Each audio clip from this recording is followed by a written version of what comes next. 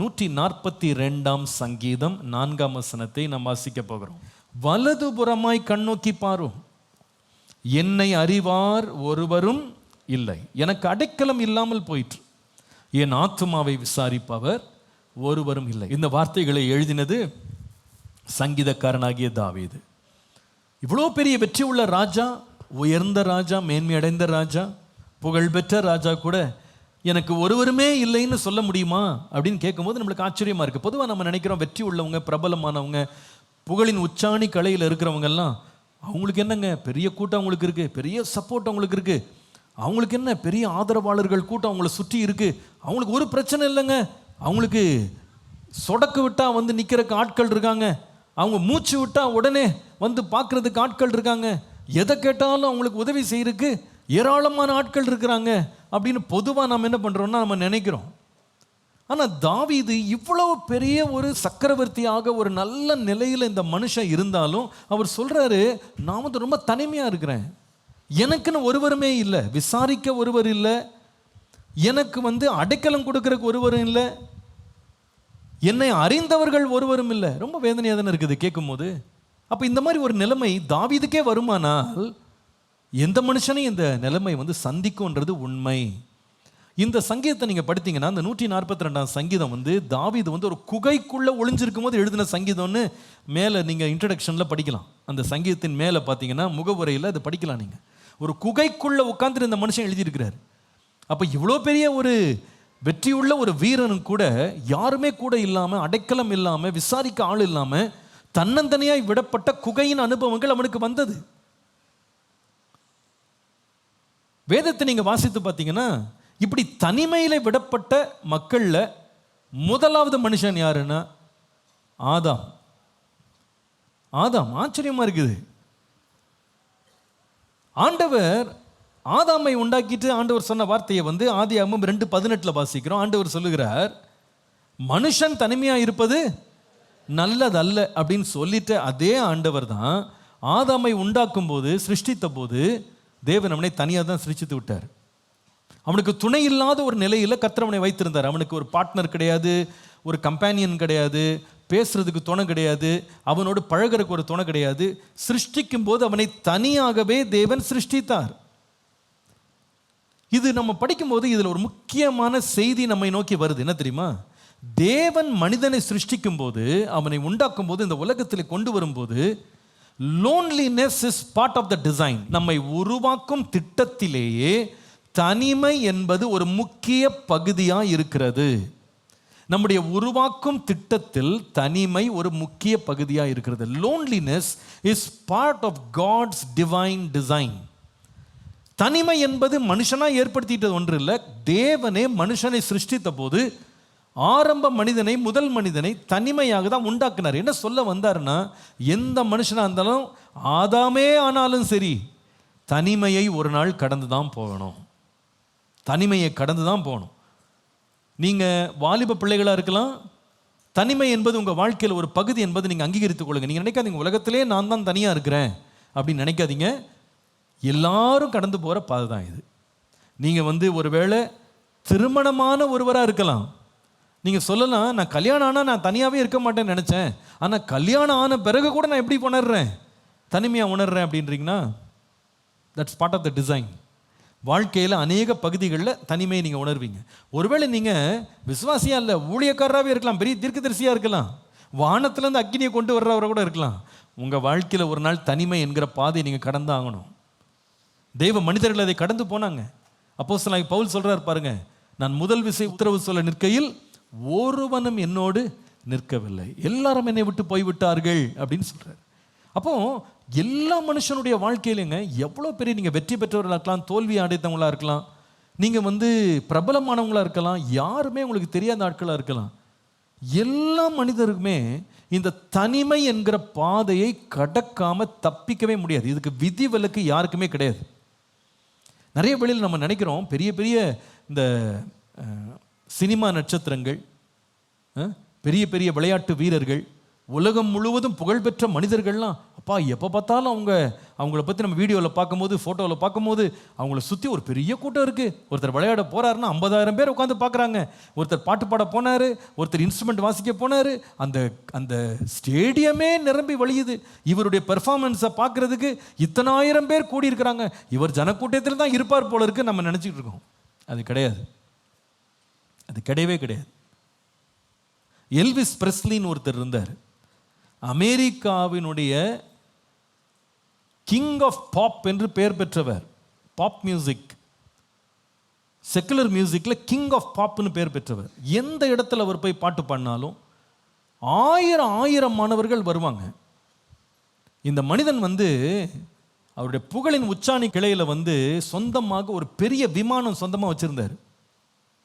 அவருக்கு ஒரு பெரிய ஒரு ட்ரூப் இருந்தது. எங்கே போனாலும் சோல்ட் அவுட். எந்த ரெக்கார்டை அவர் ரிலீஸ் பண்ணாலும் அதெல்லாம் எல்லாமே பிளாட்டினம் தான். அத்தனை கோடியாக வித்துரும். அவருக்கு அத்தனை கோடி மக்கள் உலகம் முழுவதும் அவருக்கு விசிறிகளாக இருந்தாங்க, ஃபேன்ஸாக இருந்தாங்க, அவரை பின்பற்றினாங்க. அவர் இள வயதில் ஒரு கிட்டார் எடுத்துக்கிட்டு ஒரு வாலிப பையனா டீனேஜராக ஒரு ஸ்டுடியோவில் அவர் தன்னுடைய முதல் பாடல்களை ரெக்கார்ட் பண்ணிக்கிட்டு இருந்தார். அப்போ அந்த இடத்துக்கு எதேர்ச்சியாக ஒரு நியூஸ் பேப்பர் ரிப்போர்ட்டர் அவர்கிட்ட கேட்டாராம், எப்பா நீ ரொம்ப அழகாக வாசிக்கிற, ஒரு நாள் நீ எவ்வளோ பெரிய ஆளாக வருவேன்னு தெரில, இன்றைக்கு உன்னை யாரும் தெரியாது, பட் நீ ஒரு நாள் பெரிய ஆளாக வருவ, நீ வருங்காலத்தில் எப்படி மாறணும்னு விரும்புகிறேன்னு கேட்டாராம். கொஞ்சம் கூட கண் சிமிட்டி கூட யோசிக்காமல் அந்த டீனேஜ் பையனாக இருந்த அந்த எல்விஸ் பிரெஸ்லி உடனே சொன்னாராம், I want to be rich, I want to be famous, I want to be happy. நான் பணக்காரனாக இருக்க விரும்புகிறேன், நான் புகழ் பெற்றவனாக இருக்க விரும்புகிறேன், சந்தோஷமாக இருக்க விரும்புகிறேன்னு சொல்லி கண் சிமிட்டாமல் அப்படியே சொன்னாராம் பதில். இதை இந்த ரிப்போர்ட்டர் குறித்து வச்சுக்கிட்டாரு. ஒரு 15-20 ஆண்டுக்குள்ள எல்விஸ் பிரெஸ்லி அப்படின்ற பெயர் அமெரிக்காவின் ஒவ்வொரு வீட்டிலேயும் தொனித்தது. அவரை அறியாத அமெரிக்கர்கள் யாருமே கிடையாது. இங்கிலாந்து, யூரோப், ஏன் இந்தியா வரைக்கும் கூட உலக புகழ் பெற்ற ஒரு இசையமைப்பாளராக, பாடகராக, கலைஞராக அவர் அறியப்பட்டார். அவர் மரிக்கிறதுக்கு ஒரு வாரத்துக்கு முன்னால் எல்விஸ் பிரெஸ்லி இடத்துல அவர் டீனேஜராக இருந்தபோது பேட்டி எடுத்தார் பாருங்க. அவர் திரும்ப அவரை சந்தித்து அவர்கிட்ட கேட்டாராம், உங்களுக்கு என்ன ஞாபகம் இருக்கான்னு தெரியல, ஆனால் நீங்கள் டீனேஜ் வயசில் இருக்கும்போது நான் இந்த கேள்வி உங்களை பார்த்து கேட்டேன், அப்போ உங்களுக்கு யாருமே தெரியாது, அப்போ நீங்கள் உடனே என்கிட்ட சொன்னீங்க, நான் வருங்காலத்தில் I want to become rich, famous and happy, நான் ஐஸ்வர்யவானாக, புகழ்பெற்றவனாக, சந்தோஷமாக நான் இருக்க விரும்புகிறேன் அப்படின்னு சொன்னீங்க. இதெல்லாம் அடைஞ்சிட்டிங்களான்னு கேட்டார். இதை கேட்ட உடனே எல்விஸ் பிரெஸ்லி கொஞ்ச நேரம் அமைதியாக இருந்தார். அமைதியாக இருந்துட்டு சொன்னாராம், rich, I am very rich, பணமா, மிகுந்த பணக்காரனாக இருக்கிறேன். ஃபேமஸ், புகழா, the whole world knows about me, உலகமே என்னை அறிந்திருக்கிறது. ஹாப்பி, சந்தோஷமா, I am lonely as hell, நரக வேதனைப்படுறேன், தனிமையாக உணர்றேன் அப்படின்னு சொன்னாராம். இதை சொல்லிட்டு ஒரே வாரத்தில் அவருக்காக ஒரு கான்சர்ட் ஒன்று ரெடி பண்ணியிருந்தாங்க. ஆயிரக்கணக்கான பேர் டிக்கெட் வாங்கி கான்சர்ட் துவங்கி விட்டது. இவர் தன்னுடைய பக்கத்தில் இருந்த ஹோட்டல்லேருந்து இவர் கிளம்பி வருவார்னு வெளியே எல்லாரும் இவருக்காக வெயிட் பண்ணிட்டு இருந்தாங்க. ஆனால் அவர் வெளியே வரவே இல்லை. ஏன் வரலன்னு கேட்டால், அந்த ஹோட்டல் அறைக்குள்ளே ட்ரக்ஸை எடுத்து இந்த ட்ரக் ஓவர் டோஸில் பாத்ரூம்லேயே விழுந்து செத்து கிடந்தார். வெளியே ஆயிரக்கணக்கான மக்கள் அவருக்கா கை தட்டிட்டு காத்துட்டு இருக்காங்க, மியூசிக்லாம் ஆரம்பிச்சிட்டாங்க. ஆனால் இவர் வெளியே வரல. ஏன்னா லோன்லி அஸ் ஹெல், நரக வேதனையினால் தனிமையை உணர்கிறேன். பிரியமானவர்களே, பணம் வந்துருச்சு, புகழ் வந்துருச்சு, பட்டம் வந்துச்சு, பதவி வந்துச்சு, வேலை கிடைச்சது, எனக்கு கல்யாணம் ஆயிடுச்சு, நான் ஒரு நல்ல நிலையில் இருக்கிறேன், மக்கள் என்ன ஒரு விதமாக பார்க்குறாங்க, இப்படியெல்லாம் நீங்கள் உங்களை பற்றி நீங்கள் என்ன வேணால் நிலையில் உங்களை நீங்கள் பெரிதாக நீங்கள் பார்த்துக்கலாம். ஆனால் அந்த தனிமை அப்படின்றது எல்லா மனிதனுடைய வாழ்க்கையையும் கடந்து வருகிறதுன்றதை மறந்துடாதீங்க. பல ஆண்டுகளுக்கு முன்பாக மகாபலிபுரம் ரோட்டில் நான் பல ஆண்டுகள் முன்பாக மாலிபுரம் ரோட்டில் ஈசிஆர் ரோட்டில் காரில் போயிட்டுருக்கேன். அப்போ அந்த ரோட்டு ஓரத்தில் ஒரு பெரிய பில்போர்டு வச்சுருக்காங்க. அதாவது இந்த அட்வர்டைஸ்மெண்ட் போர்டு இருக்குது பாருங்கள், அது வச்சு பெரிய போர்டு வச்சுருக்காங்க. அந்த போர்டில் என்ன படம் அப்படின்னு கேட்டால், ஒரு மலை உச்சி இருக்குது. அந்த மலை உச்சியில் ஒரு பையன் வந்து ஒரு பேக் பேக் ஒன்று போட்டுட்டு, அவனுக்கு முன்னால் வந்து சூரியன் இருக்குது, சூரியன் உதிக்குது. அந்த உதிக்கிற சூரியனை வந்து பார்த்தபடி இப்படி 2 கையை இப்படி பிடிச்சிட்டு நிற்கிறான். அவனுடைய முதுகுலேருந்து ஃபோட்டோ எடுத்திருக்காங்க. ரொம்ப அழகாக இருந்தது அந்த ஃபோட்டோ. இப்படி கையை அப்படி தூக்கிட்டு இந்த பேக்கை வச்சுட்டு அப்படி நிற்கிறான். அப்படி நின்று அப்படியே இந்த சூரியனை பார்த்துட்டு இருக்கான். அது கீழே போட்டிருக்காங்க, we are lonely at the top, Tata Consultancy Services.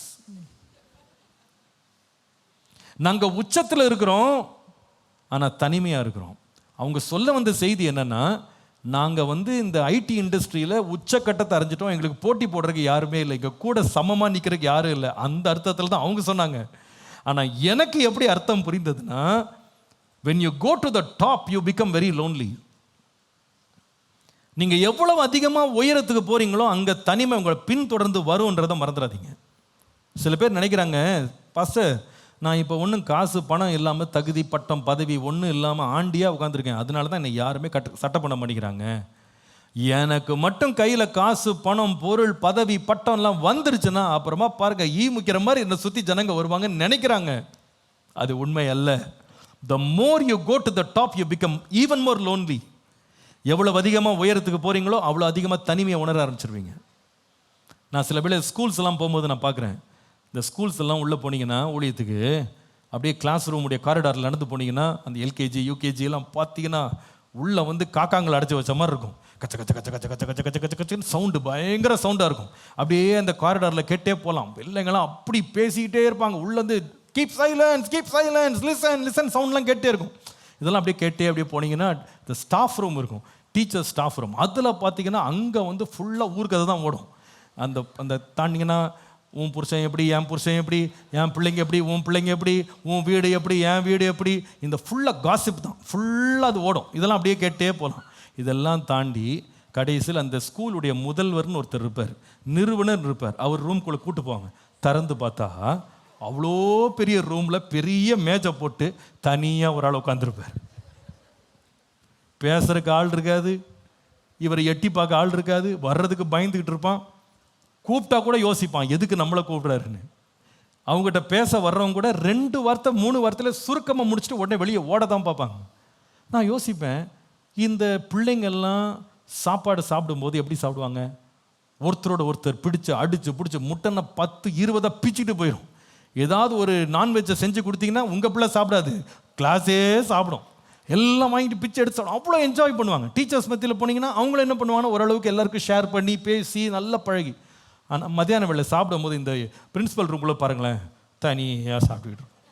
யாரும் பக்கத்தில் வர மாட்டாங்க, பகிர்ந்து கொள்ள மாட்டாங்க. ஏன்னா இந்த more you go on the top you become very lonely. எவ்வளோ அதிகமாக உயரத்துக்கு போகிறோமோ என்னவா மாறிடுறோம். அப்போ அர்த்தம் என்னென்னா, கீழ்மட்டத்தில் இருக்கிற சிலரும் தனிமையாக உணர்வாங்க, மேல்மட்டத்திலும் என்ன இருக்குது, தனிமை என்பது நிஜம். வாழ்க்கையில் இது இன்றியமையாத ஒரு பகுதி. தனிமையெல்லாம் எனக்கு வராதுன்னு மட்டும் கனவு மட்டும் காணாதீங்க. எல்லா மனிதனும் தனிமையை தன்னுடைய வாழ்க்கையில் ஒரு இன்றியமையாத பகுதியாக, தவிர்க்க முடியாத பகுதியாக அனுபவிக்கிறான் என்பதை மறந்து போகக்கூடாது. தாவீது அனுபவித்தார், ஆதாம் அனுபவித்தார், நாமும் விதிவிலக்கு அல்ல. ஆனால் நம்ம கடந்த வாரத்திலேருந்து பேசிகிட்டு இருக்கோம் இதை பற்றி. இந்த தனிமை வந்து நம்மளை ரொம்ப அஃபெக்ட் பண்ணும். நான் அது வந்து ஒரு 3 வார்த்தை இன்றைக்கி எழுதினேன். Loneliness can affect your health, your head, your ஹாப்பினஸ்ன்னு போட்டேன். அதாவது தனிமை என்பது நம்முடைய சுகத்தையும் பாதிக்கும், நம்முடைய சிந்தனையும் பாதிக்கும், 3வது நம்முடைய சந்தோஷத்தையும் பாதிக்கும். ஹெல்த், ஹெட் அண்ட் ஹாப்பினஸ், இது 3யுமே பாதிக்கும். விசேஷமாக நம்ம தனிமையாக இருக்கும்போது, கடந்த வாரம் நம்ம இதை பற்றி பேசணும். We talked about the problems arising in loneliness. தனிமையில் எழும்பும் பிரச்சனைகள் அப்படின்னு பேசும்போது நம்ம கவனித்தோம், நம்ம தனிமையாக இருக்கிற நேரத்தில் நம்மை சந்திக்க வர்ற ஒரு விசிட்டர் யாருன்னு கேட்டிங்கன்னா பிசாசு. எனக்கு யாருமே இல்லை, நான் தனியாக இருக்கிற போது அவன் வந்துடுவான். நான் இருக்கேங்க, நான் பேசட்டுமா உங்கள்கிட்ட, யாருமே பேசலாம், நான் வந்து பேசுகிறேன் அப்படின்வான். இதை எங்கே பார்க்குறோன்னா, ஆதியாகமம் 3ஆம் அதிகாரத்தில் ஏவாளோடு பிசாசு வந்து பேசி அவளை சோதித்து வஞ்சித்ததை பார்க்குறோம். So Satan tries his best to sabotage our loneliness. நம்ம தனியாக இருக்கும்போது அந்த இடத்தையே நாசம் பண்ணுறதுக்கு அவன் ரெடியாக ஒரு அஜெண்டாவோடு இருக்கான். அதில் நம்ம 3 காரியங்களை கவனித்தோம். 3 things to be cautious about in loneliness.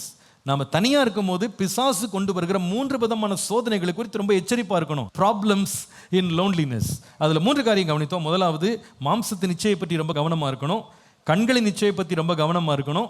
அதுக்கப்புறமா ஜீவனத்தின் பெருமையை குறித்து நம்ம ரொம்ப ரொம்ப கவனமா இருக்கணும். இது 3ஐயுமே அன்றைக்கு பிசாசு ஏவாளுக்கு கொண்டு வந்து அவள் தனிமையவே அவளுக்கு பாதகமான ஒன்றாக மாற்றிவிட்டான். இது ஒரு பக்கம் இருக்கட்டும். இன்றைக்கு செய்தியின் தலைப்பு என்ன தெரியுமா? எழுதுங்க, பாசிபிலிட்டிஸ் இன் லோன்லினஸ். தனிமை கொண்டு வரும் வாய்ப்புகள். தனிமை கொண்டு வரும் வாய்ப்புகள்.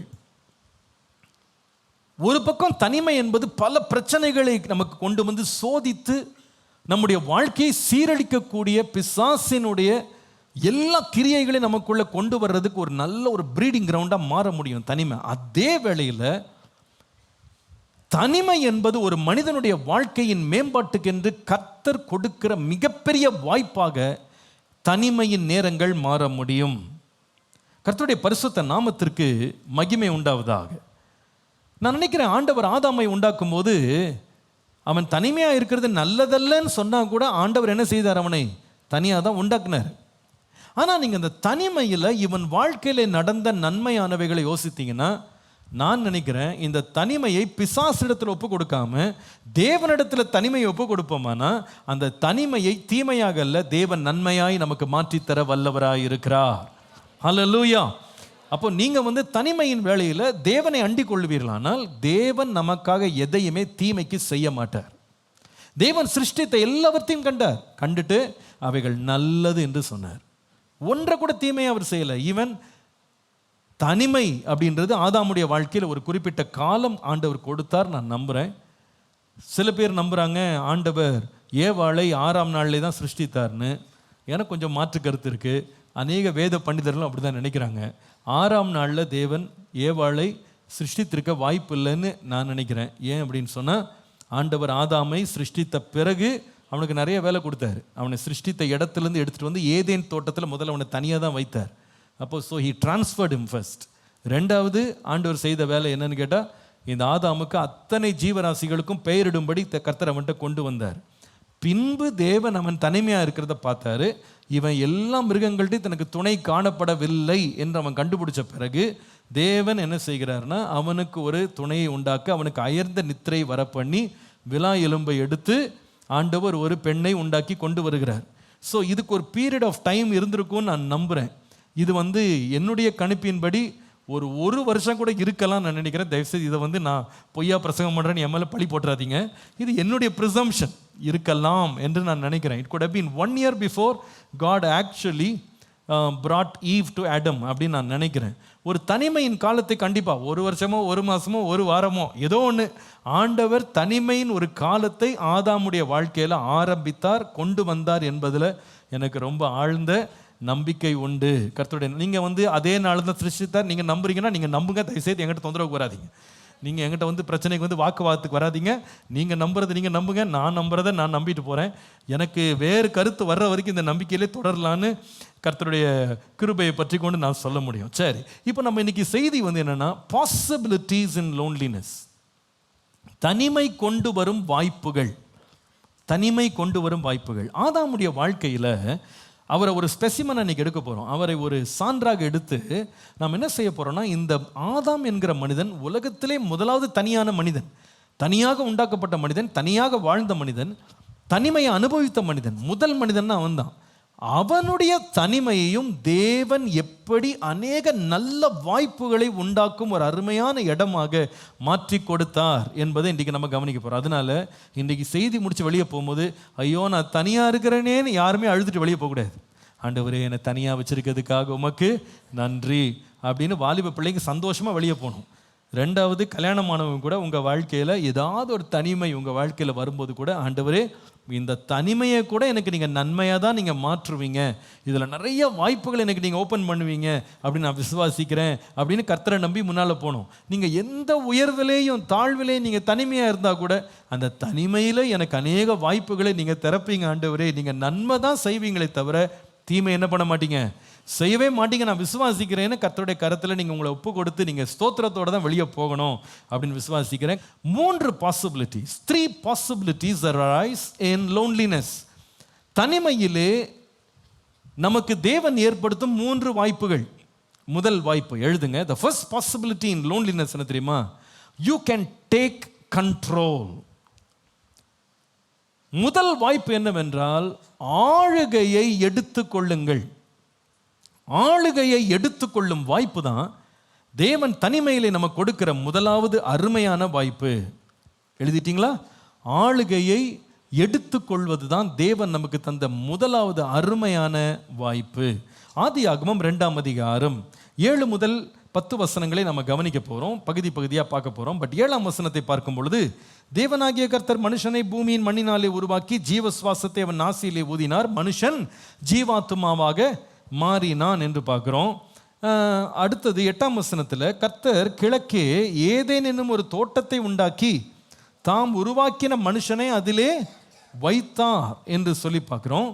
இதில் 2 முக்கியமான காரியங்கள் இருக்கிறது. Number 1, God created man as the last among his creation. தம்முடைய மொத்த சிருஷ்டிப்பின் கிரியையில் ஆதாமை தேவன் கடைசியாக உருவாக்கினார். அது மாத்திரமல்ல, தேவன் அவனை உருவாக்கின போது மற்ற எல்லாவற்றையும் வார்த்தையினால் உருவாக்கிட்டு மனிதனை மாத்திரம் கீழிருந்து எடுத்த மண்ணிலிருந்து தேவன் உருவாக்கினார். In other words, God created man from the lowly dust. He created him last. He created him from the lowly dust. ஆண்டவர் அவனை கடைசியாக படைத்தார். 2வது, அவனை கீழிருந்து எடுத்த மண்ணிலிருந்து தேவன் அவனை படைத்தார் என்று பார்க்குறோம். இப்போ இந்த மனுஷனை தனியாக படைச்சிட்டு ஏதேன் என்னும் பெரிய தோட்டத்தில் கொண்டு போய் தேவன் அவனை அந்த இடத்துல வைத்திருக்கிறத நீங்கள் பார்க்கலாம். இந்த தோட்டம் சின்ன தோட்டம் கிடையாது. இந்த தோட்டத்துக்கு தண்ணி பாய்ச்சறதுக்கு ஆண்டவர் ஒரு தொட்டி கட்டலை, ஒரு நதியை தேவன் கொண்டு வந்தாராம். இந்த நதி இந்த தோட்டத்துக்குள்ள நுழைஞ்சு இந்த தோட்டத்திலேருந்து இந்த நதி 4 பெரிய நதிகளாக பிரிந்து போனதுன்னு சொல்லி நம்ம வேதத்தில் வாசிக்க முடியும். அப்போ இது சின்ன தோட்டம் கிடையாது, இது ஒரு பெரிய ஒரு மாகாணமாக இருக்கலாம், மாநிலமாக கூட இருக்கலாம். மாநிலத்தையே தோட்டமாக, ஒரு தேசத்தையே ஆண்டவர் தோட்டமாக கூட மாற்றிருக்கலாம்னு நான் நினைக்கிறேன். நீங்கள் தோட்டம்னா நம்ம பார்க்குறபடி இந்த பிருந்தாவன் கார்டன் மாதிரி டோக்கன் வாங்கிட்டு காலையிலேருந்து சாயங்காலத்துக்குள்ள சுற்றி வர்ற தோட்டமாக இருக்காது நான் நம்புகிறேன். இது ஒரு நதி பாய்ந்து தண்ணி கொடுத்துருக்கோம் அப்படின்னா இது ஒரு தேசமாகவே இருந்திருக்கலாம் நான் நினைக்கிறேன். இப்போ சில பேருக்கு ஒரு கேள்வி, பாஸ்டர் ரொம்ப நாளாக நீங்கள் பிரசங்கம் பண்ணும்போது ஒன்றில் அப்படியே இப்போ ஸ்டக் ஆகிட்டேன், என்னென்னா இந்த ஏதேன் தோட்டம் எங்கே இருக்குது பாஸ்டர்? ஆனால் சில பேர் மூளை அவங்க எங்கேயா போய் லாக் ஆகிரும், அதுக்கப்புறமா நம்மளுக்கு ரிலீஸே ஆகாது, அது பிரசங்கம் முடிகிற வரைக்கும். அப்போ உங்களுக்கு லாக் ஆன பிரெயினை ரிலீஸ் பண்ணுறேன். இப்போ ஏதேன் தோட்டம் எங்கே இருக்குது? எங்கே இருக்குது ஏதேன் தோட்டம்? இன்றைக்கி நிறைய பேர் தெரியாமல் போய் தேடிட்டு இருக்காங்க. ஈராக்கில் இருக்கா, ஈரானில் இருக்கா அப்படின்னு ஒவ்வொருத்தர் யூஃப்ரட்டிஸ் நதியினுடைய துவக்கம் எங்கே இருக்குன்னு பார்த்து அங்கே தான் ஏதேன் தோட்டம் இருக்குன்னு தேடுறாங்க, இந்த இடம் தான் இருக்குன்னு. ஆனால் வேதத்தின்படி பார்ப்பீங்களான்னா ஏதேன் தோட்டம் இப்போ இல்லை.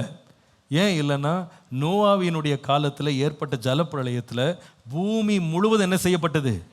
அழிக்கப்பட்டது. அதில் எதுவும் அழிக்கப்பட்டது? ஏதேன் தோட்டமும் அழிக்கப்பட்டது. ஆகவே இங்கே போய் தேடி போகாதீங்க, யாராவது டூர் கூட்டு போகிறோன்னா போயிடாதீங்க. அதனால் நிச்சயமாக அது இருக்க வாய்ப்பே இல்லை அப்படின்றத நீங்கள் முதல்ல தெரிஞ்சு. இப்போ நிறைய பேருக்கு மென்டல் கொஞ்சம் கிளியர் ஆகிருக்கும், அதனால் மைண்ட் கொஞ்சம் கிளியராக இருக்கும். அதனால் இப்போ தொடர்ந்து செய்தி கவனிக்கலாம். இப்போ ஆண்டவர் என்ன செய்கிறார் பாருங்க. ஆண்டவர் உன்னை கடைசியாக உண்டாக்குறாரு, தூசியிலேருந்து உண்டாக்கிட்டு இப்போ என்ன செய்கிறார் பாருங்களேன். தனியாக உண்டாக்கின மனுஷனுக்கு தேவன் செய்த வேலையை பாருங்க. 26ஆம் வசனம், ஆதியாகமம் 1ஆம் அதிகாரம் 26ஆம் வசனம், Genesis 1:26. பின்பு தேவன் நமது சாயலாகவும் நமது ரூபத்தின்படி மனுஷனை உண்டாக்குவோமாக, அவர்கள் சமுத்திரத்தின் மச்சங்களையும் ஆகாயத்து பறவைகளையும் மிருக ஜீவன்களையும் பூமி அனைத்தையும் பூமியின் மேல் ஊறும் சகல பிராணிகளையும் ஆளக் கடவார்கள் என்று தேவன் சொன்னார். 1ஆம் அதிகாரத்தில் மனுஷன்னு பேசும்போது ஆதாமையும் ஏவாளையும் சேர்த்து தான் கர்த்தர் பேசுகிறார், 2 பேர் இன்க்ளூடட். ஏன்னா ஆதாமுக்குள்ளே யார் இருக்கா? ஏவாள் இருக்காங்க. பேசுவோம் அவர்கள் தான் ஆண்டவர் அட்ரஸ் பண்ணுவார். ஏன்னா அவங்க கர்த்தர் இல்லாதவைகளை இருக்கிறவைகளாய் பேர் சொல்லி அழைக்கிறார். ஆனால் ஆதாம் உருவாக்கப்பட்ட போது தேவன் அவனை இந்த ஏதேன் தோட்டத்துக்குள்ளே கொண்டு வரும்போது தேவன் என்ன நிலையில் அவர்களை கொண்டு வந்தார்னு கேட்டால் ஒரு வார்த்தையை முக்கியப்படுத்துகிறேன். 26ஆம் வசனம் 2வது பகுதி, சமுத்திரத்தின் மச்சங்களையும் ஆகாயத்து பறவைகளையும் மிருக ஜீவன்களையும் பூமி அனைத்தையும் பூமியின் மேல் ஊறும் சகல பிராணிகளையும் என்ன செய்யணும்? ஆளக்கடவர்கள். அதுதான் நான் சொன்னேன், தனிமையாக உருவாக்கப்பட்ட இந்த ஆதாமை தேவன் சிருஷ்டித்த போது அந்த தனிமையின் காலத்தில் அவனுக்கு கொடுத்த மிகப்பெரிய ஒரு வாய்ப்பு என்னன்னு சொன்னா, to take control over everything, எல்லாவற்றின் மேல் ஆளுகை அதிகாரம் செலுத்துகிற ஒரு பெரிய வாய்ப்பை, பாக்கியத்தை கர்த்தர் தனிமையில் இருந்த ஆதாமுக்கு தந்தார் என்று வேதம் நமக்கு சொல்லுகிறது. தேவன் அவனை எடுத்துக்கொண்டு வந்து ஏதேன் தோட்டத்தில் வைத்தார். இந்த ஏதேன் தோட்டத்தில் வைத்து அவனை முழு ஜீவராசிகள், அத்தனை மிருகங்கள், ஊரும் பிராணிகள் எல்லாவற்றையும் ஆளும்படி தேவன் அதிகாரத்தை தந்தார். நான் உங்களுக்கு அன்பா சொல்றேன், இந்த தனிமையின் காலம் எப்படிப்பட்ட காலம்னா, you can actually use this loneliness to take control over your life, to bring life into perspective. உங்க வாழ்க்கையில தேவன் எல்லா ரிசோர்ஸஸையும் ஓப்பன் பண்ணி கொடுப்பாரு.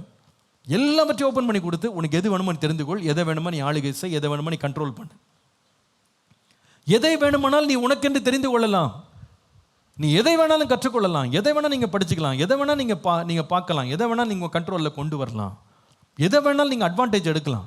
இது தனிமையிலே தேவன் ஒரு மனுஷனுக்கு கொடுக்குற மிகப்பெரிய ஒரு வாய்ப்பு அப்படின்றத நான் ரொம்ப தனிப்பட்ட விதமாக ரொம்ப நான் நம்புகிறேன்.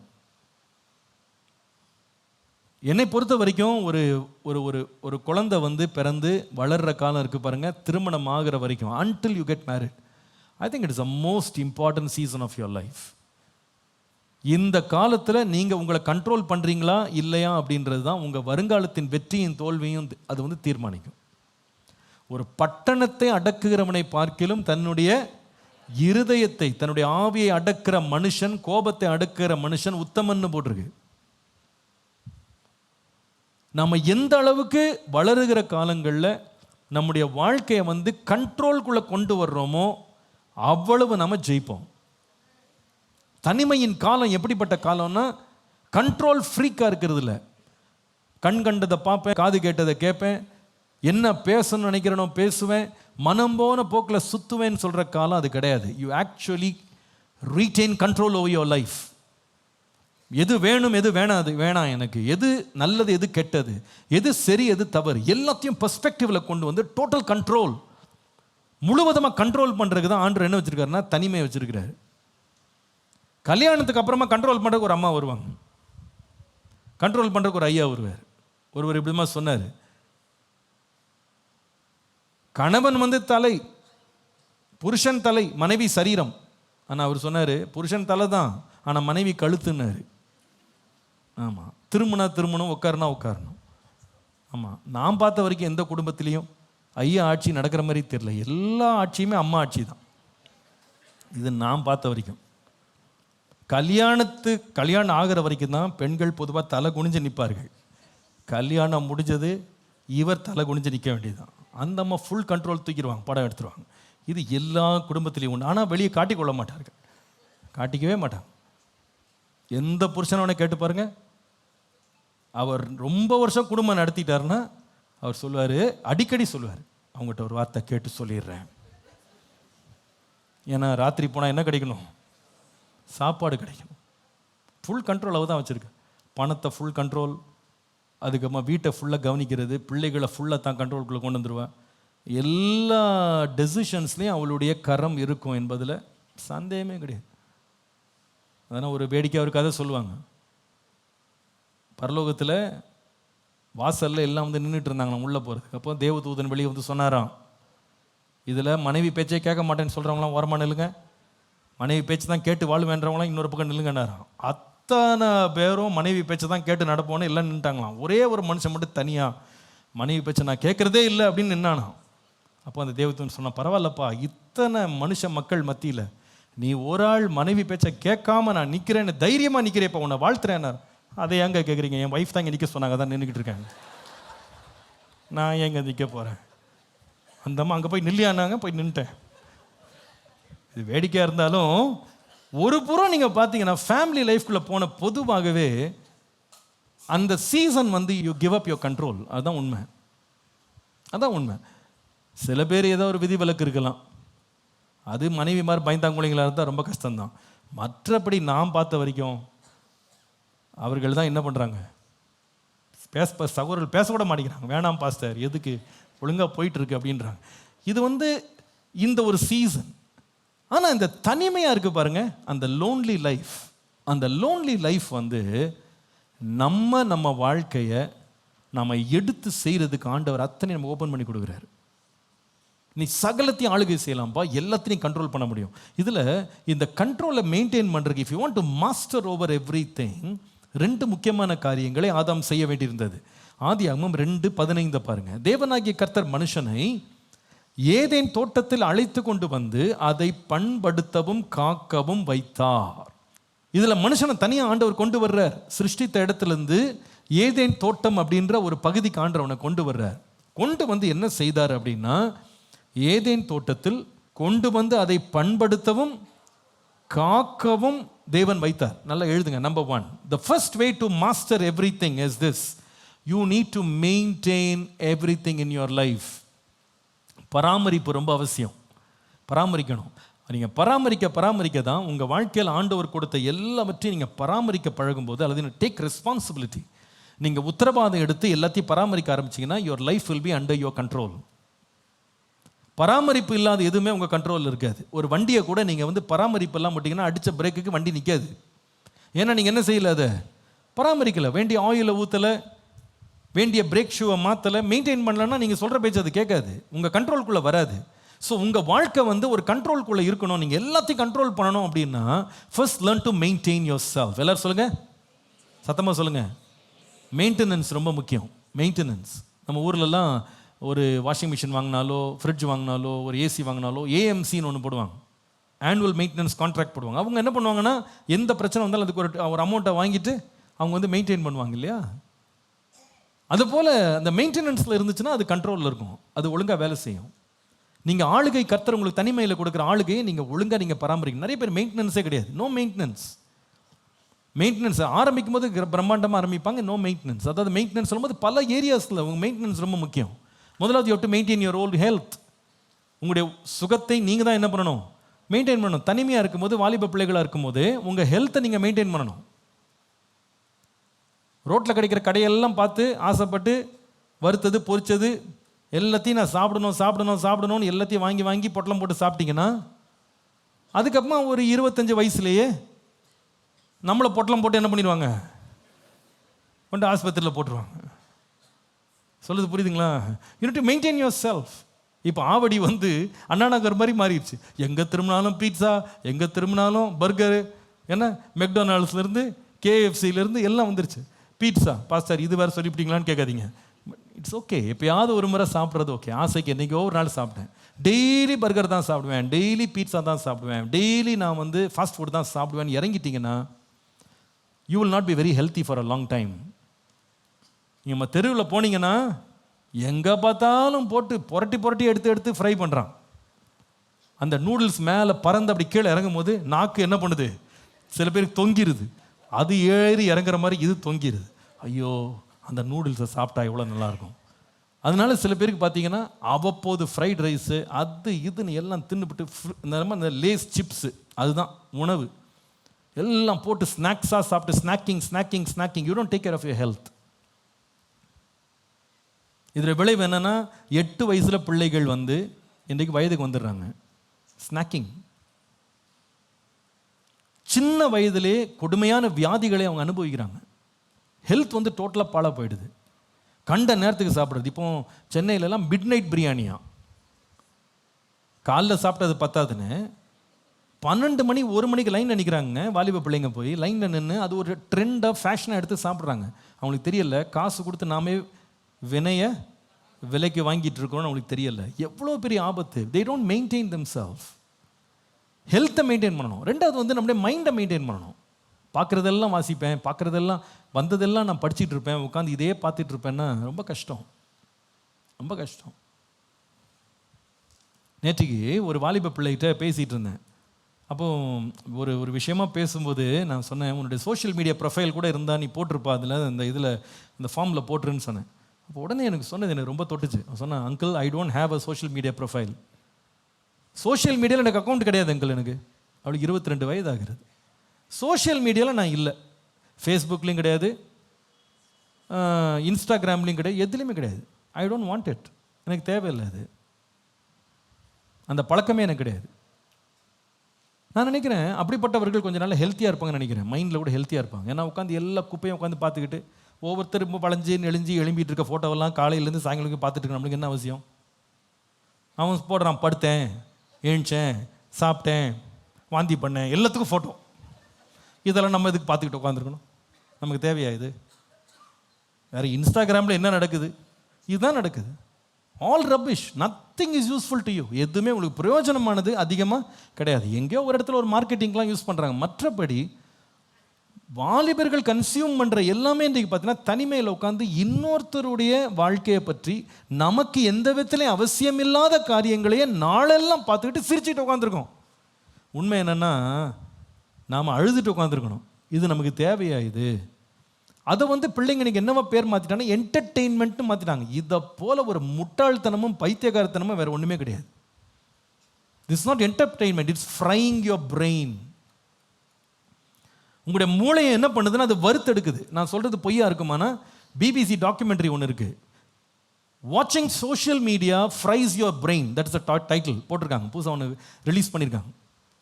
சோஷியல் மீடியாவை ரொம்ப நீங்கள் பார்த்தீங்கன்னா உங்கள் மூளையை வறுத்துருமா, fries your brain, nervous system அது கெடுக்குதுன்னு சொல்லி போடுறாங்க. அந்த ஸ்க்ரீன் டைமை இன்க்ரீஸ் பண்ணிகிட்டே இருக்கும்போது உங்களுடைய சிந்தனை திறனை நீங்கள் கெடுத்து போடுறீங்க. தனிமையில் நிறைய பேர் ரிசார்ட் பண்ணுறது என்னன்னா, எடுத்த உடனே ஃபோன் தான், உட்காந்து சோஷியல் மீடியாவில் உட்காந்து இருக்குது. Maintain your self, maintain your body, maintain your mind, maintain your intellect. உங்கள் அறிவை நீங்கள் மெயின்டைன் பண்ணணும். இந்த வயசில் தான் கற்றுக்கிறதெல்லாம் கற்றுக்கணும். தமிழ் மட்டும் படித்தா பத்தாது, இங்கிலீஷ் மட்டும் படித்தா பத்தாது. ஒரு புது லாங்குவேஜ் படிங்க. ஹிந்தி படிங்க, ஜெர்மன் படிங்க, ஃப்ரெஞ்சு படிங்க, இட்டாலியன் படிங்க. ஒரு சைக்காலஜிஸ்ட் சொல்கிறாரு, ஒரு பிள்ளை வளர்ந்ததுலேருந்து 8 வயசுக்குள்ள ஒரே நேரத்தில் 14 மொழிகளை பேசக்கூடிய மூளைத்திறன் அதற்குள்ளே இருக்கான். 14 லாங்குவேஜஸ் அதால் படிக்க முடியுமா? அது தன்னுடைய மைண்டை ஓப்பன் பண்ணால் போதும், you can learn so much. எவ்வளவோ அறிவு திறனாய் நீங்கள் என்ன பண்ணிட முடியும், மாற முடியும். உங்கள் லைஃப்பை நீங்கள் கண்ட்ரோல்குள்ளே கொண்டு வரணும்னா you have to maintain yourself. எவ்வளவு தூரம் நான் பர்ஃபெக்டாக மெயின்டைன் பண்ணுறேன் என் லைஃப்பை, என் டைமை மேனேஜ் பண்ணுறது, மெயின்டைன் பண்ணுறது, இது ரொம்ப முக்கியம். ஆண்டவர் இந்த ஆதாமை தனிமையாக உண்டாக்கிட்டு, சும்மா தனியாக இருக்கப்பா, நீ பாட்டுக்கு சுற்றிக்கிட்டே வா, செல்ஃபி எடுத்துக்கிட்டு வா, அப்படியே நீயே தனியாக உட்காந்து சிரிச்சுக்கிட்டு உட்காந்துரு, அப்படியே சொன்னார். என்ன சொன்னார்? தோட்டத்தை கொடுத்து அதை பண்படுத்த, அதை காத்துக்கொள், போய் மெயின்டைன் பண்ண, ஒரு கார்டனை மெயின்டைன் பண்ண. நான் சொன்னேன், ஒரு தேசத்தின் அளவில் இருந்த கார்டன், அந்த கார்டனுக்கு தண்ணி ஊற்றுறக்கு ஒரு நதியே வந்தது. அந்த நதி வர்ற அளவுக்கு அவ்வளோ பெரிய தோட்டத்தை ஒரே ஒரு மனுஷனா தனியாக மேனேஜ் பண்ணியிருக்கிறார் பாருங்க, மெயின்டைன் பண்ணியிருக்கிறார். எவ்வளோ பெரிய திறன்! அப்போ நீங்கள் வாலிப வயதில், ஏன் நீங்கள் திருமணமான பெண்கள் இன்றைக்கி நிறைய பேர் இன்றைக்கி சோஷியல் மீடியாவுக்கு அடிமையாக இருக்கிறாங்க. ஃபோனை வாங்கின உடனே மதியானம் சமைக்கிறது கிடையாது, 10 ரூபாய்க்கு இட்லி வாங்கி சாப்பிட்டுக்கிட்டு நிறைய திருமணமான பெண்கள் இன்றைக்கி எப்படி அடிமையாயிட்டாங்க அப்படின்னா, ஷார்ட்ஸ் பார்க்குறது, பார்த்து சிரிச்சுக்கிட்டே இருக்குது. எதுக்கு? உலகம் நம்மளை பார்த்து சிரிக்கிறது.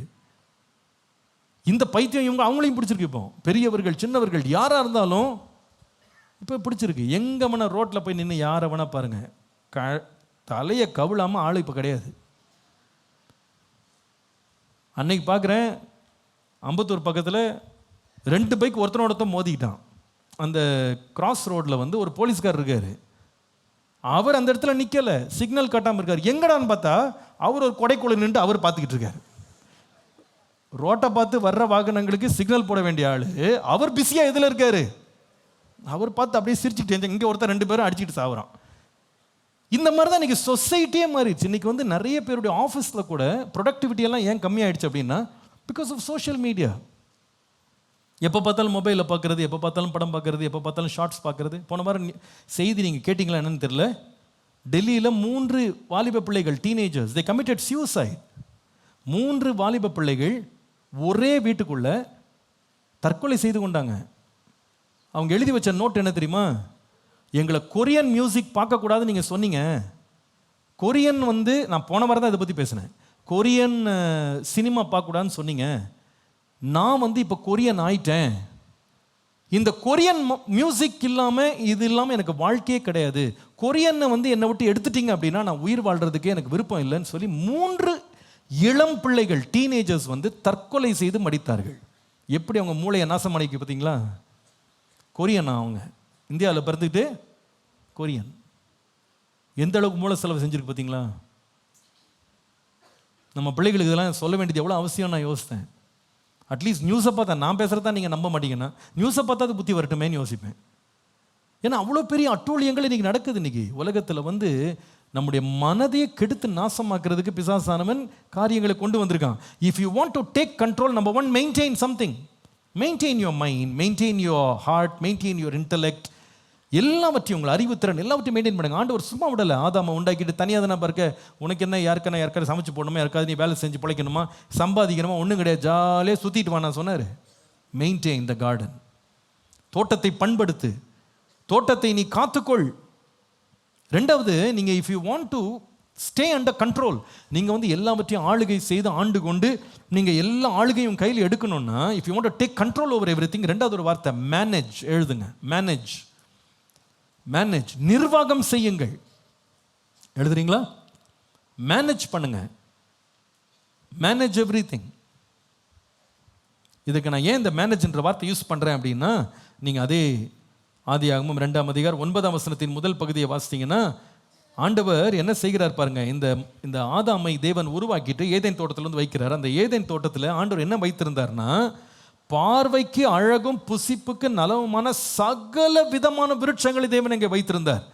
எல்லா வெரைட்டியும் அங்கே இருந்துச்சு. அது மாத்திரம் இல்லை, 2வது பகுதி, தோட்டத்தின் நடுவிலே ஜீவ விருட்சத்தையும் நன்மை தீமை அறியத்தக்க விருட்சத்தையும் பூமியிலிருந்து முளைக்க பண்ணினார் என்று பார்க்கிறோம்.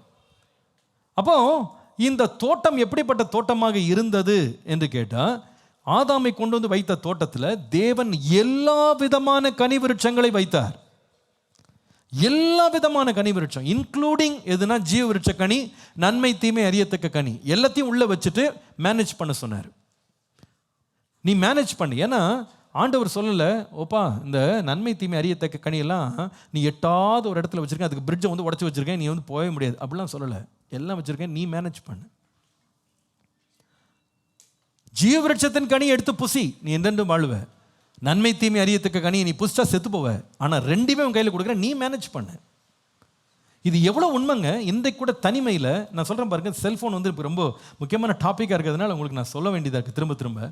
ஒரு செல்ஃபோன் எடுத்துக்கிட்டிங்கன்னா, ஒரு பக்கம் பைபிள் ஆப்பும் இருக்கும், இன்னொரு பக்கம் இன்ஸ்டாகிராமும் இருக்கும். ஒரு பக்கம் சயின்ஸ் நீங்கள் படிக்கிறதுக்கு கற்றுக்கொள்கிறதுக்கு அறிவை வளர்த்துக்கிறதுக்கு எவ்வளவோ வழிகள் அதில் இருக்குது. இன்ஃபர்மேஷன் உங்களுக்கு கொடுக்கறதுக்கு அது இட்ஸ் லோட் ஆஃப் இன்ஃபர்மேஷன். அதே நேரத்தில் என்டர்டைன்மெண்ட்டும் இருக்குது. நீ சூஸ் பண்ணுன்றார் ஆண்டவர். நீ சூஸ் பண்ணு. எந்த வெப்சைட்குள்ளே நீ போகிற, எந்த லிங்கை தொட போகிற, எதை நீ பார்க்க போகிற, எதை பார்த்து நீ சிரிச்சிட்டு இருக்க போகிற, எதை உன் நேரத்தை நீ வந்து விரயம் பண்ண போகிற, எல்லாமே உன் கையில் இருக்குது. நீ மேனேஜ் பண்ணுப்பா, நீ மேனேஜ் பண்ணு. You maintain your own life, you manage your own life. எனக்கு தெரிந்த வரைக்கும்ங்க, நல்லா கவனிங்க, எனக்கு தெரிந்த வரைக்கும் வாலிப பருவத்தில் தங்களுடைய லைஃப்பை மெயின்டைன் பண்ணி மேனேஜ் பண்ணாதவங்க கல்யாணத்துக்கு அப்புறமா யாரை கல்யாணம் பண்ணுறாங்களோ அவங்க நிலைமை வந்து ரொம்ப பரிதாபம். they are going to destroy homes and families.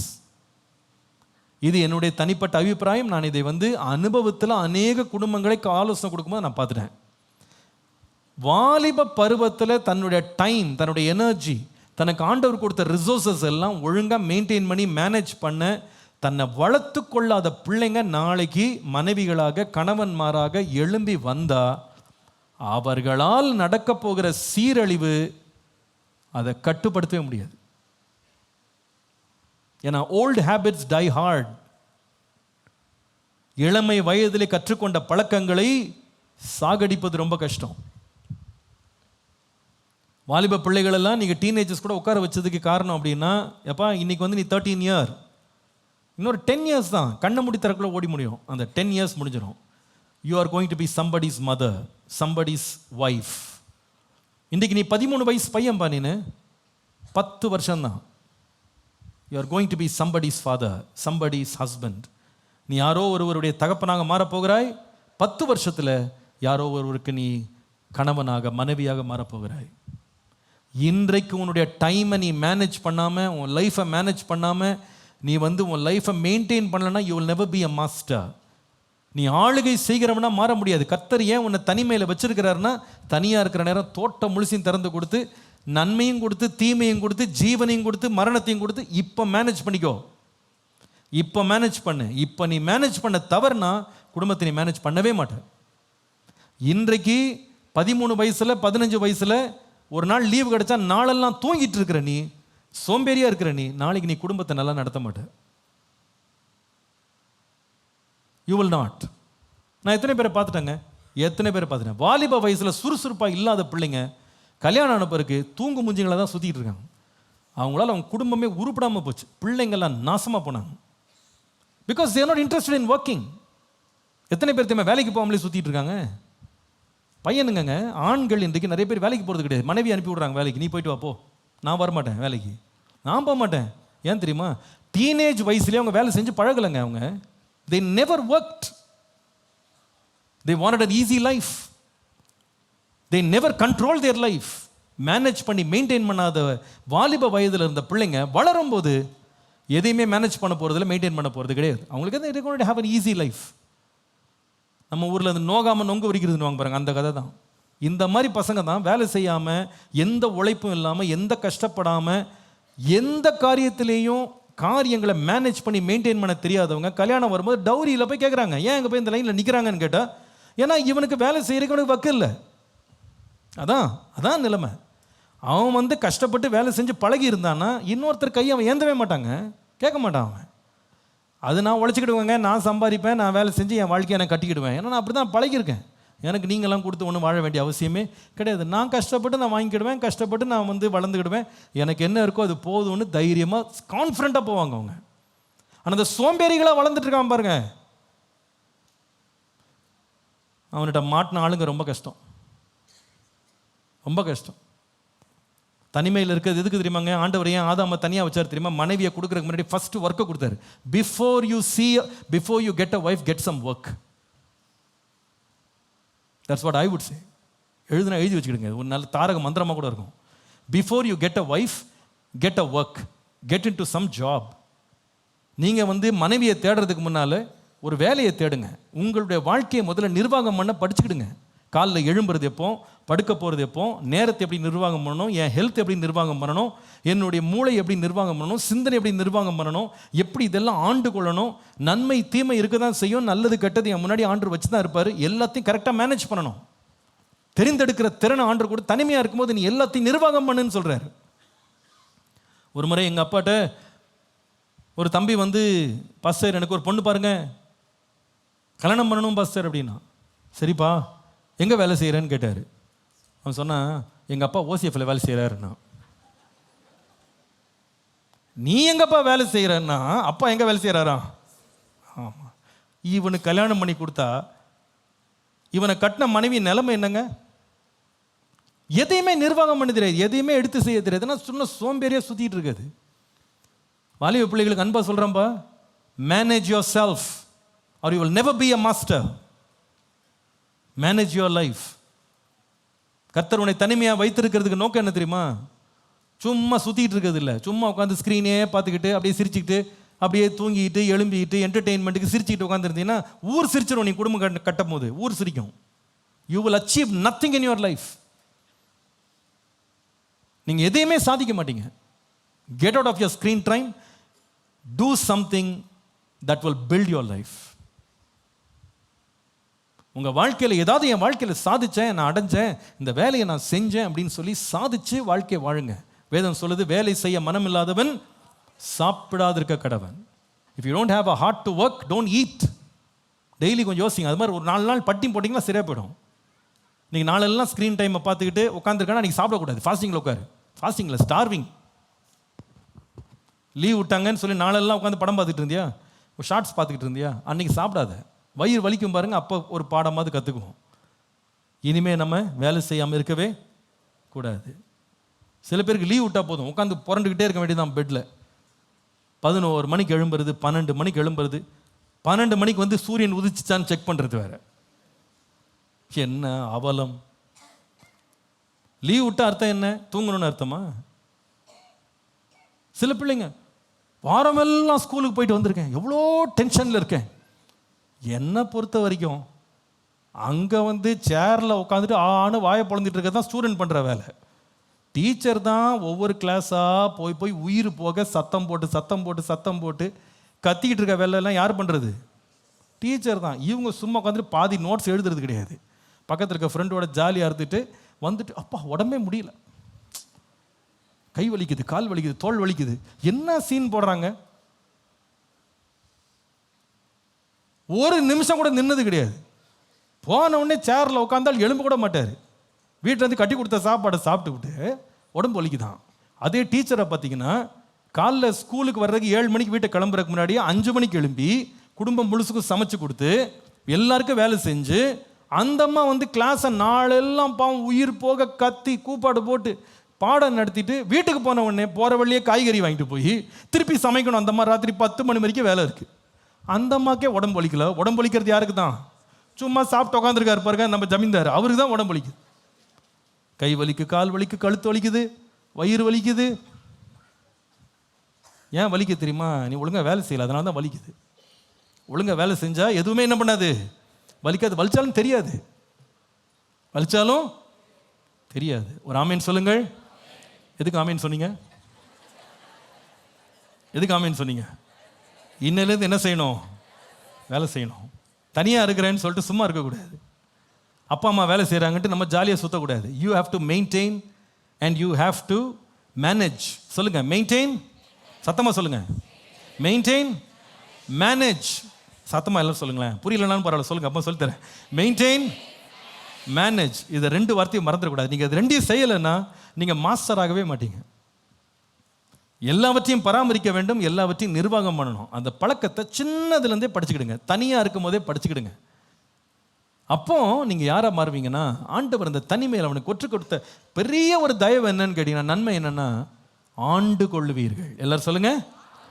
அப்போ ஃபர்ஸ்ட் பாசிபிலிட்டி இன் லோன்லினஸ் என்னன்னு கேட்டால், டேக்கிங் கண்ட்ரோல், ஆளுகையை எடுத்துக்கொள்வது. 2வது. செகண்ட் பாசிபிலிட்டி இன் லோன்லினஸ், எழுதுங்க. In loneliness you can actually become very creative. ஆக்கப்பூர்வமான படைப்பாற்றல் உள்ளவர்களாக இருக்க தனிமை ஒரு பெரிய வாய்ப்பை நமக்கு தருகிறது. ஆதியாகமம் 2ஆம் அதிகாரம் 19ஆம் வசனம்.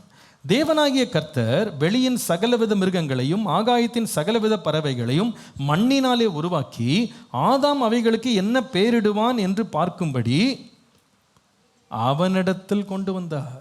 அந்த ஜீவ ஜந்துக்கு ஆதாம் எந்தெந்த பேரிட்டானோ அதுவே அதற்கு பியூட்டிஃபுல். I like it. தனியாக ஆண்டவனை உண்டாக்கிட்டு பாவம் மனுஷன் தனிமையாக இருக்க நல்லது இல்லை, போய் படுத்து தூங்கிக்கப்பா அப்படின்னு சொல்ல, சகலவித வெளியின் மிருகங்கள் ஆகாயத்தின் சகலவித பறவைகள் மண்ணினாலே உருவாக்கின அத்தனையும் தேவன் கொண்டு வந்து பேர் வைனாராம். நம்ம இதை ஒரு வரியில் படிச்சுட்டு போயிட்டோம். நான் இன்னைக்கு உட்காந்து தேடினேன், எத்தனை மிருகங்கள், எத்தனை பறவைகள், ஊரும் பிராணிகள் எல்லாம் இருக்குன்னு தேடினா 2022 அவங்க எடுத்த பட்டியலில் உலகத்தில் வந்து ஜீவராசிகள் மாத்திரம் கிட்டத்தட்ட 23 லட்சம் இருக்கிறதாம். 23 லட்சம் வகையான 2.3 million species on the planet. 23 லட்சம் ஜீவராசிகள் வகைகள் இருக்கிறதா. நீங்களாம் எழுதிக்கிடுங்க, அப்படியே என்ன ஆன்னு பார்க்காதீங்க. நீங்கள் எழுதுனீங்கன்னா உங்களுக்கு அப்புறமா கூட படித்தா உங்களுக்கு புரியும். இதில் கிட்டத்தட்ட 10 லட்சம் பூச்சிகள் இருக்கிறதாம். பூச்சி வகைகள் எத்தனை? பூச்சிகள் எத்தனை?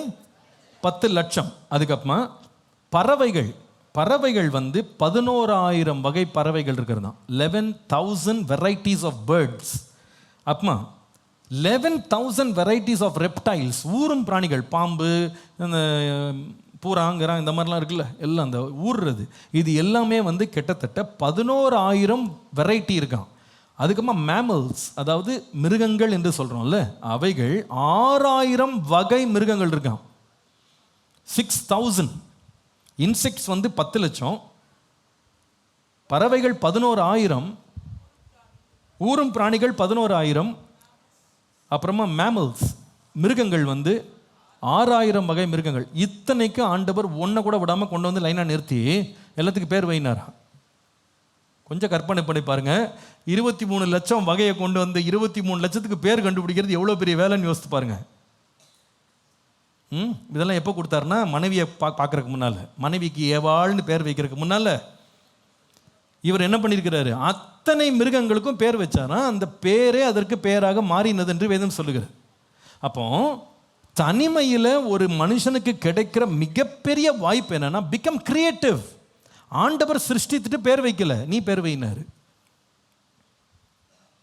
நீ ஆக்கப்பூர்வமாக ஏதாவது ஒன்று படைப்பாற்றலை கொண்டு வாப்பா. Become creative.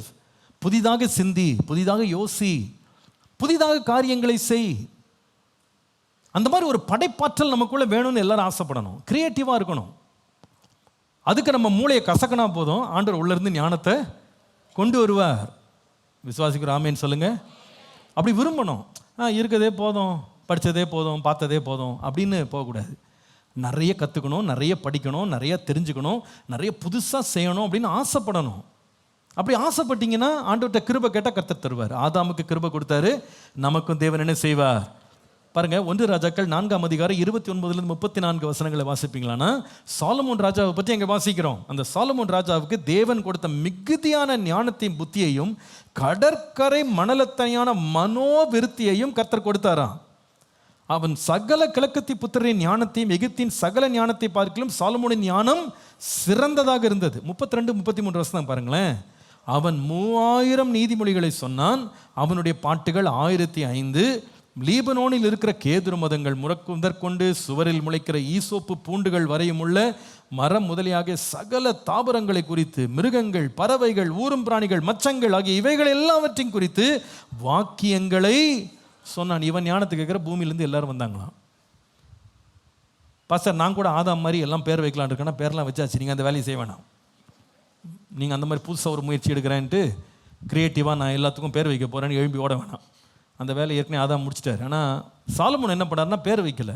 எல்லாம் மரம், பூச்சி, பூண்டு, மிருகங்கள், பறவைகள் எல்லாத்தை பற்றி கவிதை எழுதினாராம். அப்படின்னா அர்த்தம், he was observing everything. சும்மா வீட்டுக்குள்ளேயே அடைச்சிக்கிட்டு உட்காந்துருக்குது இல்லை. நிறைய பிள்ளைங்க இன்னைக்கு வீட்டுக்குள்ளேயே அடைச்ச கூட்டுக்கிளியை போல மாறிவிட்டார்கள். நீ நிறைய பேருக்கு ஜன்னல் கூட திறக்க வேண்டியதில்லை. பக்கத்தில் வீட்டு பக்கத்துலேருந்து வளர்றது மாமரமா தென்னை மரமான்னு கூட தெரியாது பிள்ளைங்களுக்கு. அப்படி நம்ம அவ்வளோ அறிவுள்ள பிள்ளைகளை வளர்த்து வச்சுருக்கோம்.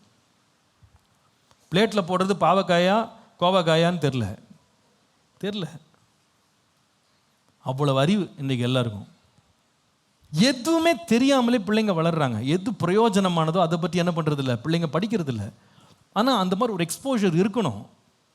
சாலமோன் ரொம்ப ஞானம் உள்ளவனா நீதிமொழிகளை எழுதிட்டு அப்படியே உட்காந்து இல்லைங்க.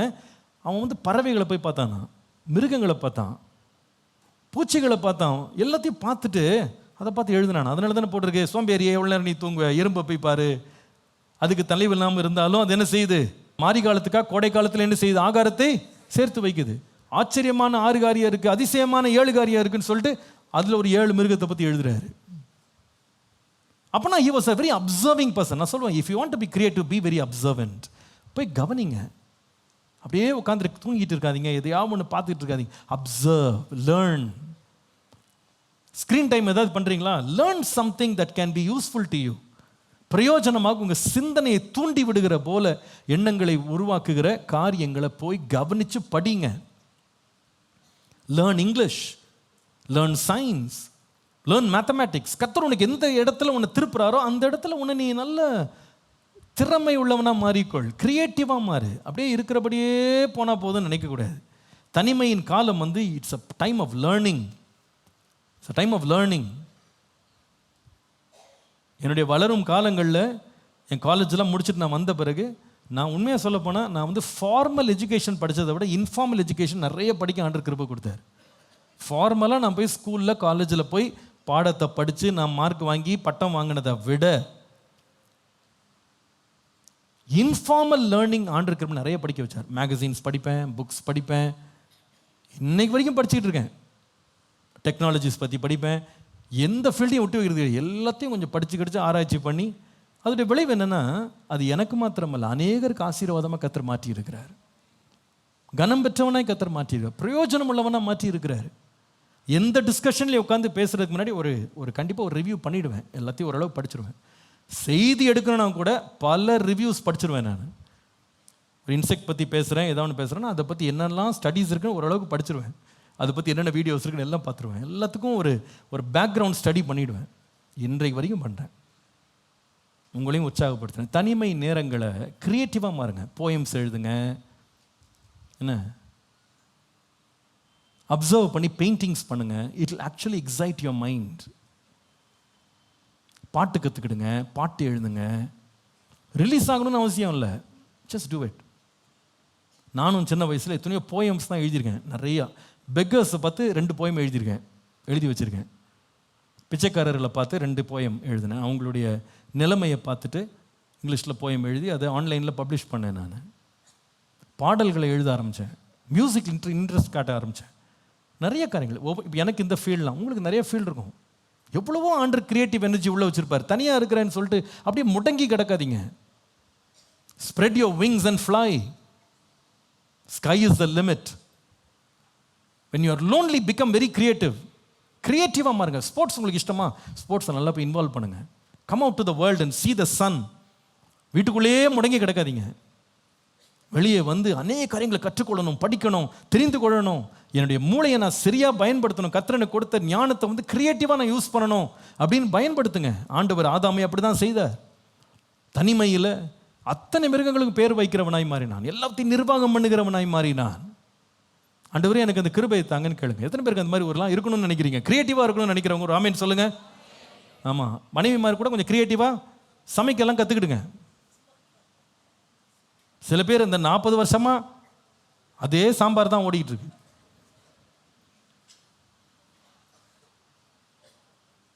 அதே கூட்டு தான், அந்த 2 கூட்டை தவிர வேற எதுவும் போகாது.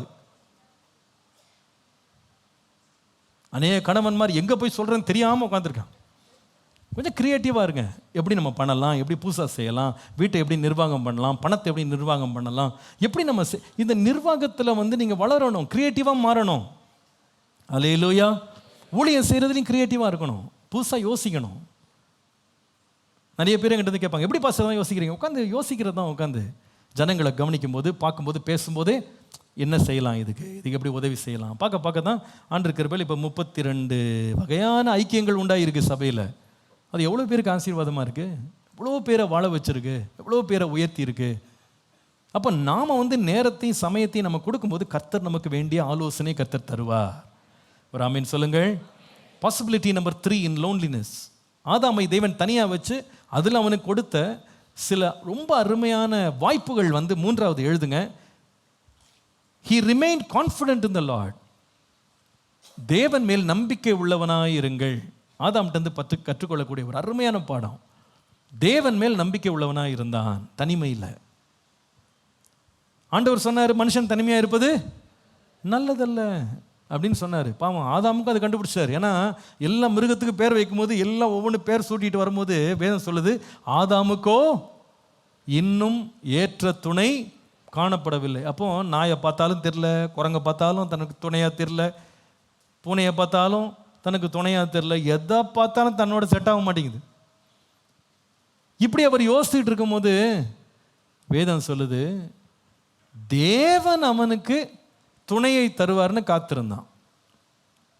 அதை தான் நீங்கள் ஆதியாகமம் 2ஆம் அதிகாரம் 21ஆம் வசனத்திலிருந்து படிக்கும்போது, தேவனாகிய கர்த்தர் ஆதாமுக்கு அயர்ந்த நித்திரை வரப்பண்ணினார், அவன் நித்திரை அடைந்தான்.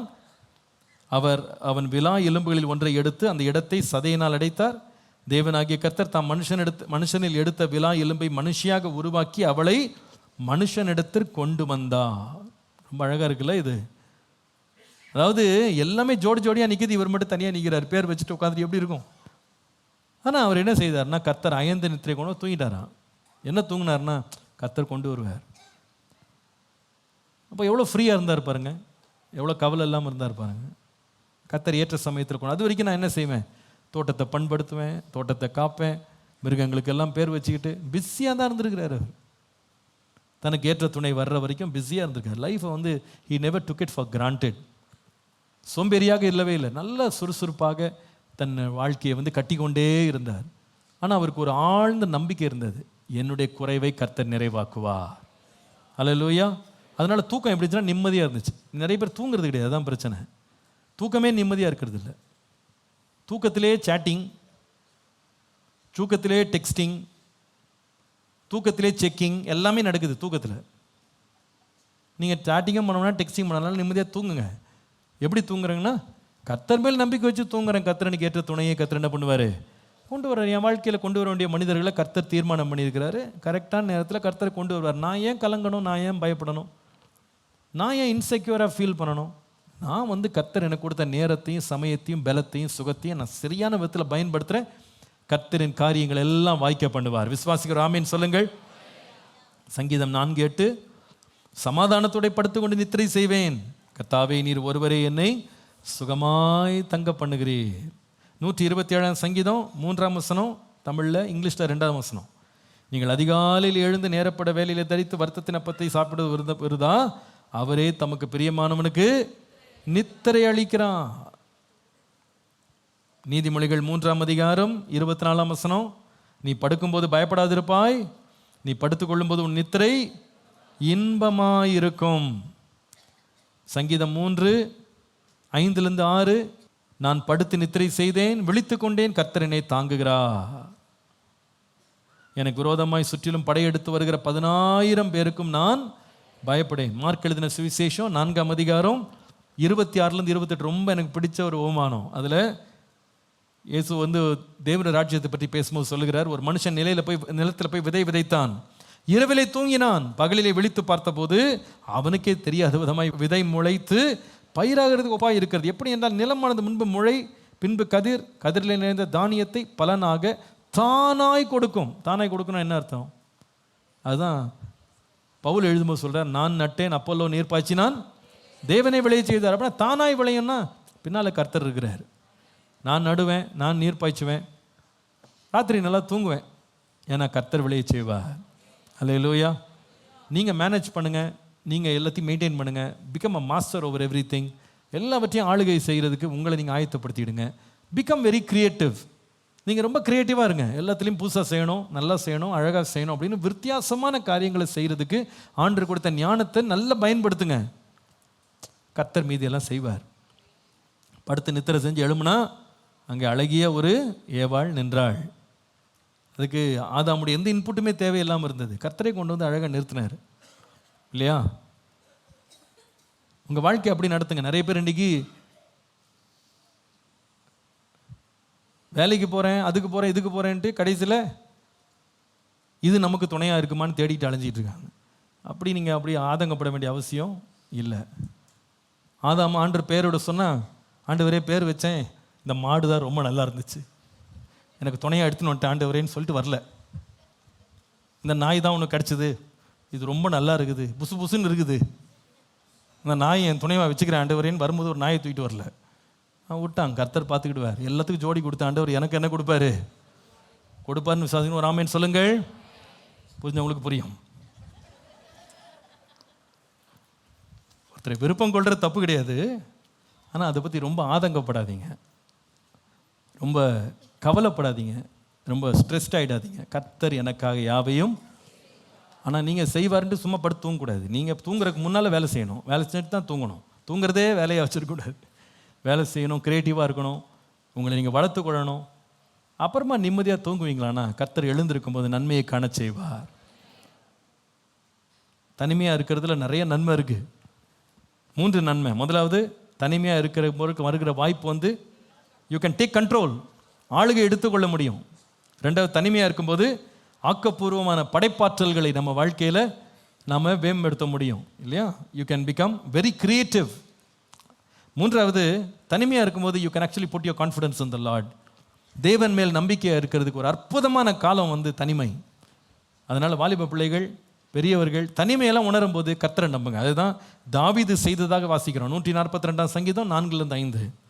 வலதுபுறமாய் கண்ணோக்கி பார்த்தால் என்னை அறிவார் ஒருவரும் இல்லை, எனக்கு அடைக்கலம் இல்லாமல் போயிடுச்சு, என் ஆத்துமாய் விசாரிக்கிறதுக்கு ஒருவரும் இல்லை. கர்த்தாவே, உம்மை நோக்கி கூப்பிடுகிறேன், நீரே என் அடைக்கலம், ஜீவனுள்ளோர் தேசத்தில் என் பங்குமாக. உங்களை தவிர யாருக்கு ஆண்டவர் எனக்கு இருக்கா? உண்மையே நம்புகிறேன், உண்மை ஆராதிக்கிறேன்.